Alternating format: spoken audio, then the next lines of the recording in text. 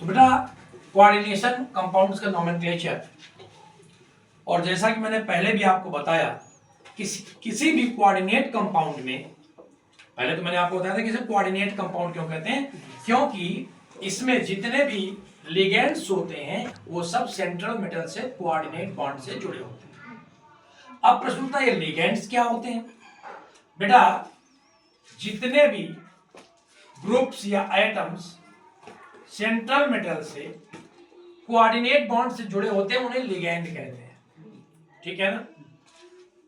याद रखिएगा ये जो स्क्वायर ब्रैकेट होता है इसके अंदर दो चीजें होती हैं, एक तो सेंट्रल मेटल और दूसरा लिगेंड्स। सपोज करिए ए बी सी डी कुछ भी, ठीक है ना।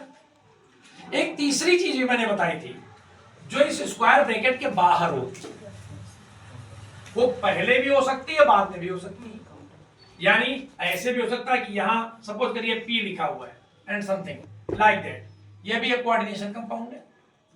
दूसरी कंडीशन मैंने बताई थी M A B C D और यहां चलिए भाई Q हो गया, ये दूसरी कंडीशन हो गई।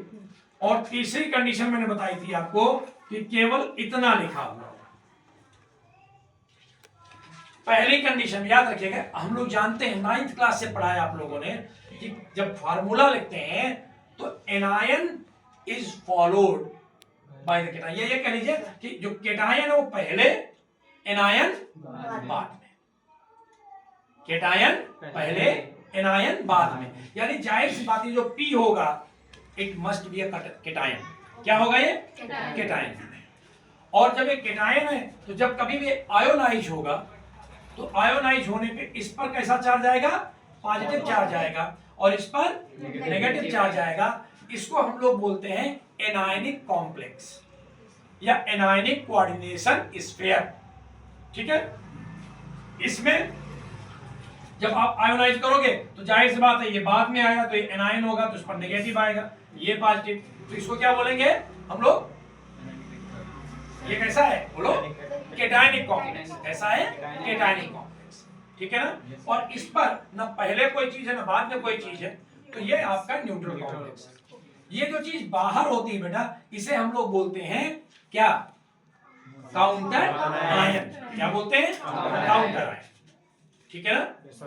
जो चीजें बाहर लिखी होती है, अंदर दो चीजें मैंने बताई। ये जो आप लिखा देख रहे हैं this one ABCD, these are called ligands, और ये आपका सेंट्रल मेटल, ठीक है।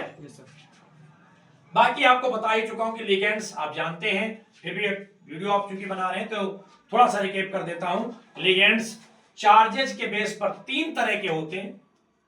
सबसे ज्यादा क्वांटिटी में जो पाया जाता है वो होते हैं हमारे कौन से? नेगेटिवली चार्ज लिगेंड्स, जिन्हें आप लोग एनायनिक लिगेंड कहते हैं। Cl minus, Br minus, I minus, OH minus, Cn minus, ठीक है ना, HSO4 minus, CO3 double minus, C2O4 double minus, ये सब क्या है? Anionic ligand. और इन सब का जब नॉमेनक्लेचर करते हैं तो नॉमेनक्लेचर करते समय मैंने आपको बताया था कि अब जो लेटेस्ट रूल आया है, पहले के जमाने में तो हम Cl को क्लोरो, Br को ब्रोमो, I को आयोडो, OH को हाइड्रोक्सो, है ना। अब जो रूल आया है उसमें केवल इतना है कि इनका जो नेम होता है, जैसे Cl माइनस को लोग जनरली क्या बोलते हैं? Chloride ion. क्लोराइड का जो लास्ट में E है उस E को हटा दीजिए और वहां O जोड़ दीजिए, क्लोराइडो। Br को ब्रोमाइडो, I को आयोडाइडो, OH को हाइड्रोक्साइडो, Cn को साइनाइडो, CO3 डबल माइनस को कार्बोनेटो, SO4 डबल माइनस को सल्फेटो, PO4 ट्रिपल माइनस को फास्फेटो, C2O4 डबल माइनस को ऑक्सीलेटो, एंड सो ऑन, ठीक है ना। इस तरीके से इनको हम लोग नेम देते हैं। इसके अलावा कुछ केटायनिक लिगेंड भी होते हैं, यानी जिन पर पॉजिटिव चार्ज हो।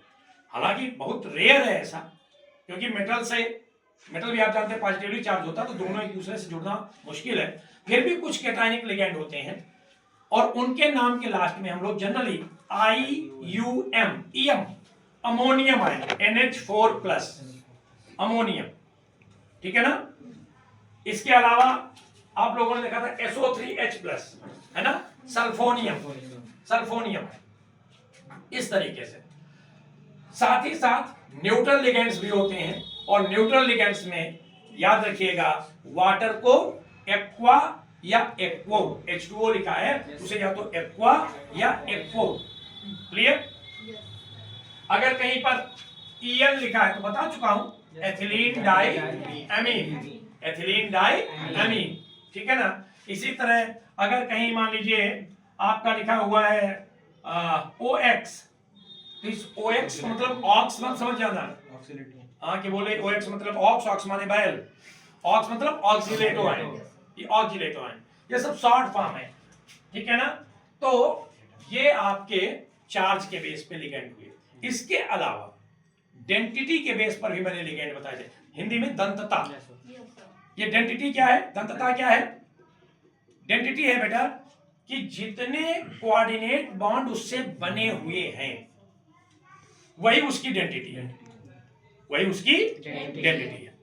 मोनोडेंटेट, बाइडेंटेट, ट्राइएक्टाडेंटेट, टेट्राडेंटेट, पेंटाडेंटेट, हेक्साडेंटेट, इतने तक डेंसिटी होती है, ठीक है ना।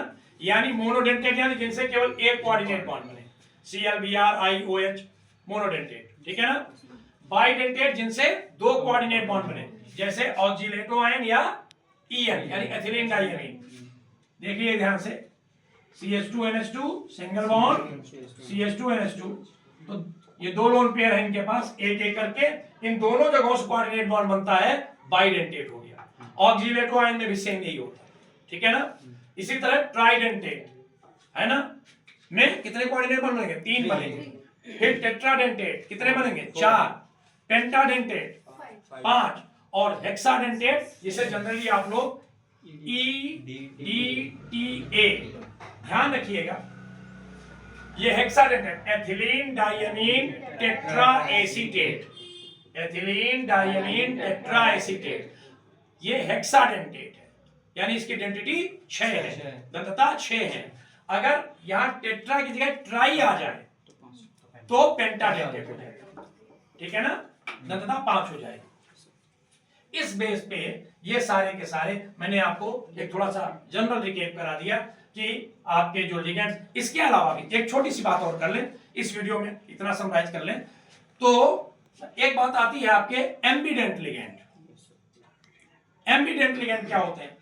दो एटम से मिलकर बना है और दोनों डोनर एटम यानी दोनों कोऑर्डिनेट बॉन्ड बनाने में कैपेबल है, बनता एट अ टाइम किसी एक से ही है मगर कैपेबल दोनों है, तो उसे हिंदी में उभयदंती और अंग्रेजी में एम्बिडेंट लिगेंड कहते हैं। जैसे CN तो साइनाइड, और यही अगर NC हो जाए तो आइसोसाइनाइड, ठीक है ना। NO2 तो इसे नाइट्राइटो N, क्योंकि कोऑर्डिनेट बॉन्ड नाइट्रोजन बनाएगा, और ये अगर ONO हो गया तो nitrito O, coordinate bond oxygen, तो ये एम्बिडेंट लिगेंड हो गया। एक चीज और छोटी सी कल बताई थी आप लोगों को मैंने, किलेट्स क्या होते हैं? किलेशन, किलेट्स हिंदी में भी किलेट कहते हैं, कुछ लोग इसे चिलेट भी बोल देते हैं। होता क्या है कि जब कोई सेंट्रल मेटल एटम किसी बाइडेंटेट लिगेंड से हर तरफ से अटैच हो जाए, चारों तरफ से, मान लीजिए यहां से भी कोऑर्डिनेट बॉन्ड, यहां से भी कोऑर्डिनेट बॉन्ड, इधर से भी और इधर से भी, NH2 CH2 CH2 NH2, तो ये सेंट्रल मेटल एटम इस बाइडेंटेट लिगेंड से चारों तरफ से जब जुड़ गया तो this molecule is known as chelate. इसे क्या बोलते हैं हम लोग? किलेट, ठीक है। इसके अलावा ब्रिजिंग लिगेंड के विषय में भी बात हुई थी, आगे जब नॉमेनक्लेचर में आएगा तो उनके विषय में बताएंगे। अब इतनी चीजें जानने के बाद हम लोग रेडी हो गए कि सर इनके नॉमेनक्लेचर कैसे देंगे जो कॉम्प्लेक्सेस होंगे। नॉमेनक्लेचर के लिए मैंने आपको बताया कि हम लोग कोशिश करेंगे कि सबके अलग अलग समझें। पहले जो हमारा कैसा है एनायनिक कॉम्प्लेक्स है उसके लिए क्या होगा, फिर कैटायनिक के लिए, फिर न्यूट्रल के लिए, और फाइनली हम लोग एक बात और करेंगे, क्या अगर दो कॉम्प्लेक्स एक साथ आ जाए, चार्ज कोई नहीं है मगर दो कॉम्प्लेक्स आ जाए, कई बार ऐसा होता है, तो उनके नॉमेनक्लेचर कैसे करेंगे, ये अगले वीडियो में आप लोगों से मिलते हैं।